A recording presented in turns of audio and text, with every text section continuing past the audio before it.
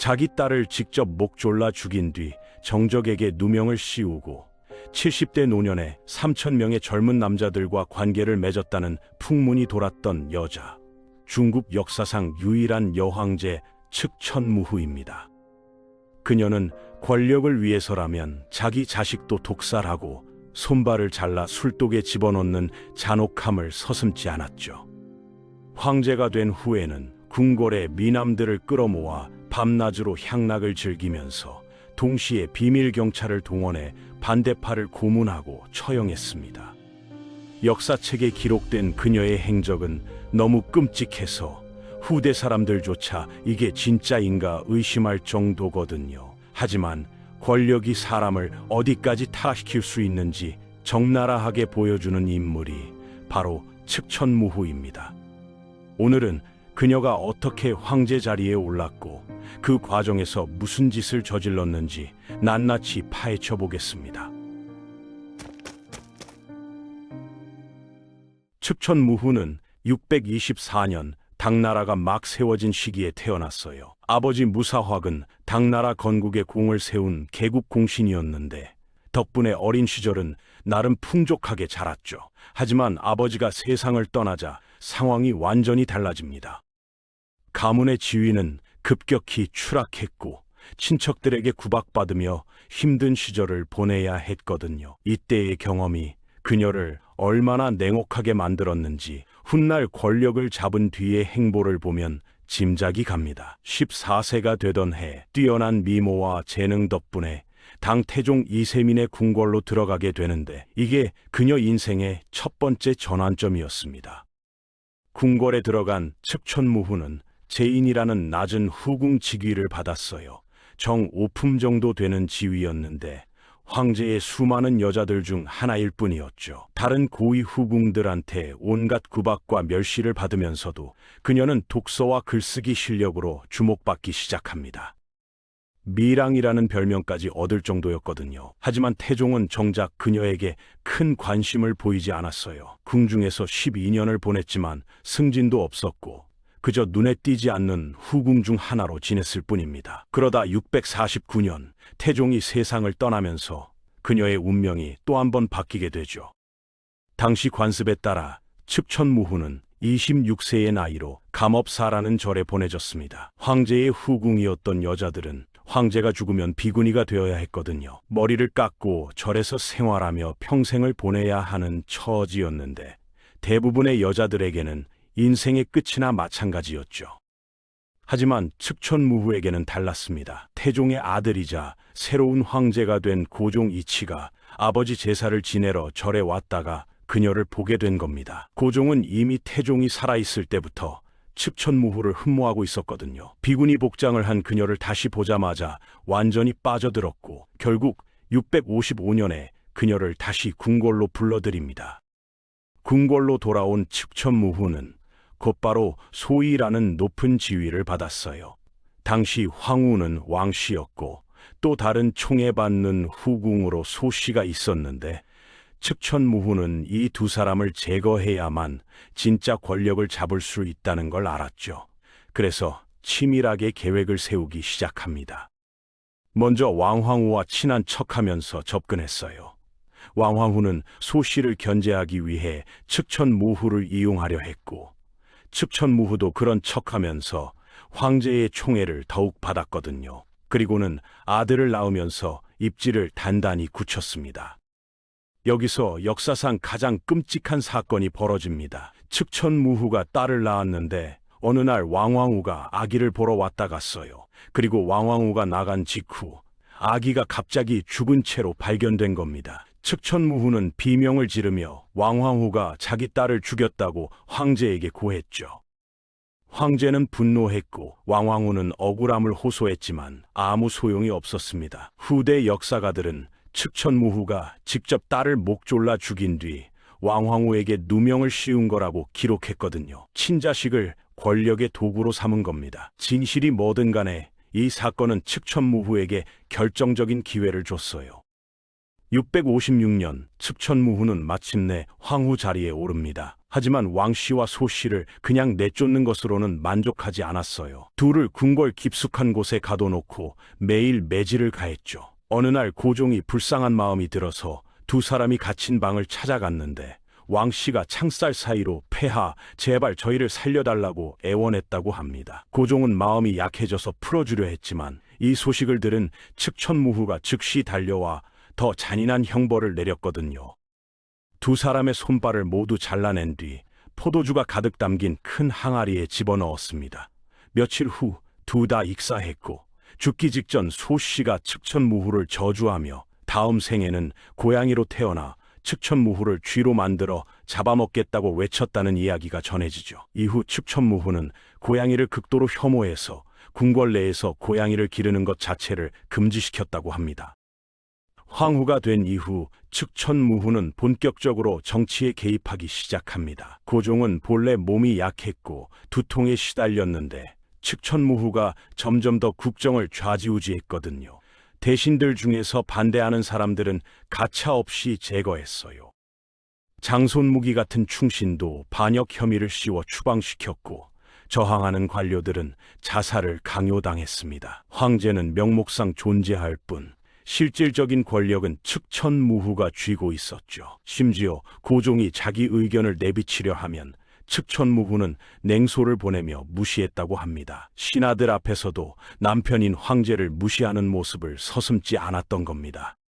그녀의 잔혹함은 자식들에게도 예외가 없었어요. 장남 이홍은 총명하고 인품도 좋아서 많은 신하들의 지지를 받았는데 측천무후는 그게 마음에 들지 않았죠. 이홍이 자신의 권력을 위협할까봐 두려웠던 겁니다. 결국 675년 이홍이 갑자기 병으로 죽었다고 발표되는데 대부분의 역사가들은 측천무후가 독을 먹였다고 믿고 있어요.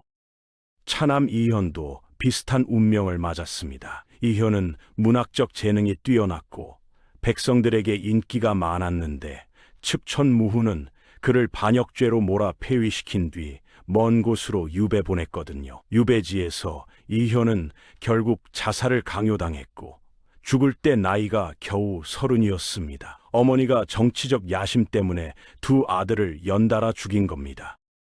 측천무후는 심지어 자기 형제들도 가만두지 않았어요. 동생 헬란민지가 조카 딸과 불륜을 저질렀다는 혐의로 고발했는데 사실 이것도 꾸며낸 것일 가능성이 크죠. 헬란민지는 결국 처형당했고 측천무후의 친척들 중 그녀에게 반대했던 사람들은 모두 비참한 최후를 맞았습니다.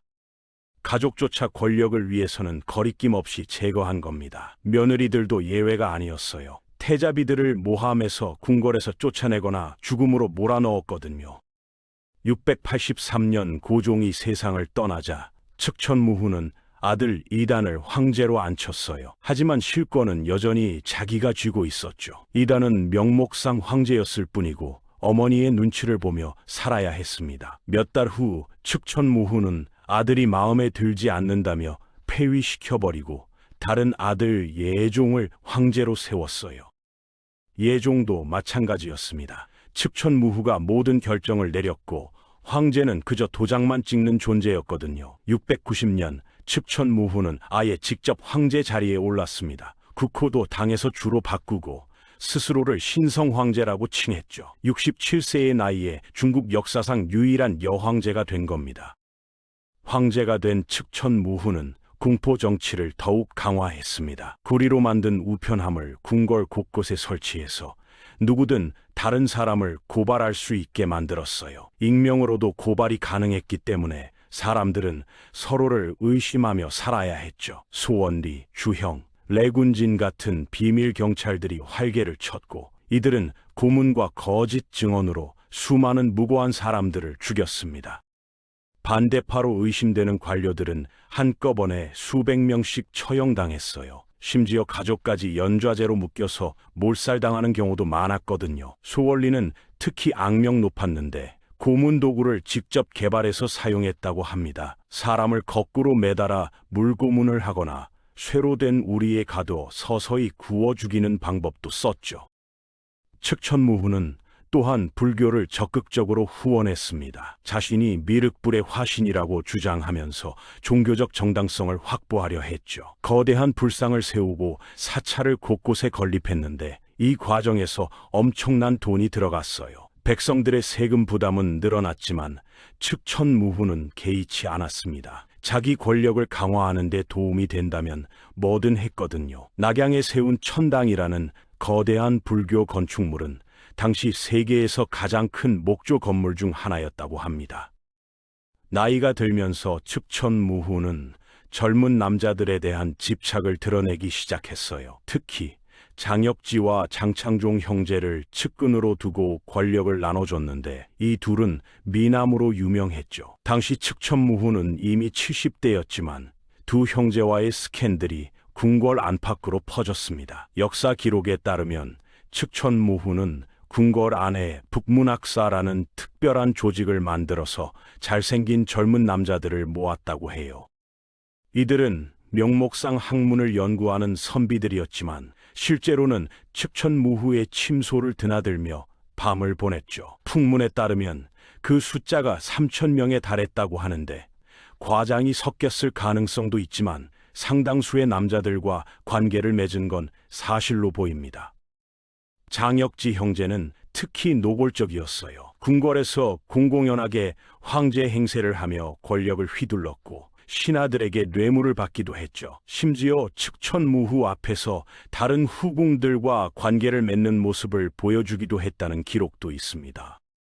신하들은 수군거렸지만 감히 입 밖으로 내지는 못했어요. 황제의 권력이 절대적이었기 때문이죠. 측천무후는 이들에게 고위 관직을 주고 재산을 하사했으며 정사보다 향락에 더 많은 시간을 쏟았다고 전해집니다.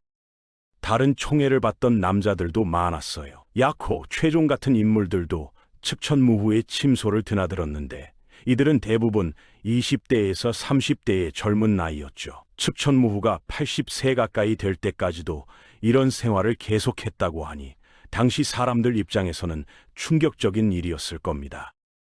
유교 사회에서 여성, 그것도 황제가 이렇게 행동한다는 건 상상도 할 수 없는 일이었거든요. 하지만 측천무후는 전혀 개의치 않았어요. 오히려 자신의 욕망을 드러내는 것조차 권력의 과시라고 생각했을지도 모릅니다. 하지만 705년 상황이 급변합니다. 측천무후가 병으로 쓰러지자 그동안 참고 있던 신하들이 쿠데타를 일으킨 겁니다. 재상장간지가 군사를 이끌고 궁궐로 쳐들어가 장혁지 형제를 현장에서 죽여버렸어요. 그리고 측천무후를 강제로 퇴위시켰죠. 예전에 폐위시켰던 아들 이단을 다시 황제로 복위시키고 국호도 주에서 당으로 되돌렸습니다. 측천무후는 상양궁이라는 곳에 유폐되어 몇 달을 더 살다가 같은 해 12월에 82세의 나이로 세상을 떠났어요. 죽기 직전 자신의 묘비에 글자를 새기지 말라는 유언을 남겼다고 하는데 후세의 평가를 두려워했던 걸까요?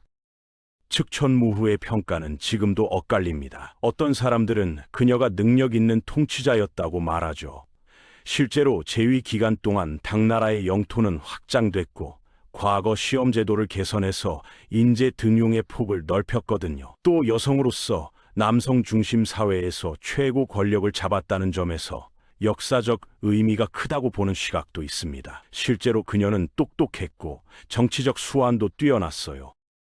하지만 그녀가 저지른 잔혹한 행위들은 결코 정당화될 수 없어요. 권력을 위해 자기 딸을 죽이고 아들들을 독살하고 수많은 무고한 사람들을 고문하고 처형했죠. 공포 정치로 나라를 다스렸고 반대하는 목소리는 철저히 짓밟았습니다. 노년에는 향락에 빠져 국정을 돌보지 않았고 젊은 남자들에게 권력을 나눠주면서 조정을 어지럽혔거든요. 역사가들이 그녀를 악녀로 기록한 건 여성이라서가 아니라 실제로 끔찍한 일들을 저질렀기 때문입니다. 측천무후의 이야기는 권력이 사람을 어떻게 변화시키는지 보여주는 극단적인 사례입니다. 처음엔 아무것도 아닌 후궁이었던 여자가 황제의 자리에 오르기 위해 수단과 방법을 가리지 않았죠. 그 과정에서 인간성을 완전히 잃어버렸고 결국엔 역사의 가장 잔인한 통치자 중 한 명으로 기록됐습니다. 중국 역사상 유일한 여황제라는 타이틀이 무색할 정도로 그녀가 남긴 건 공포와 피해의 기록, 그리고 노년의 추악한 스캔들뿐이었어요.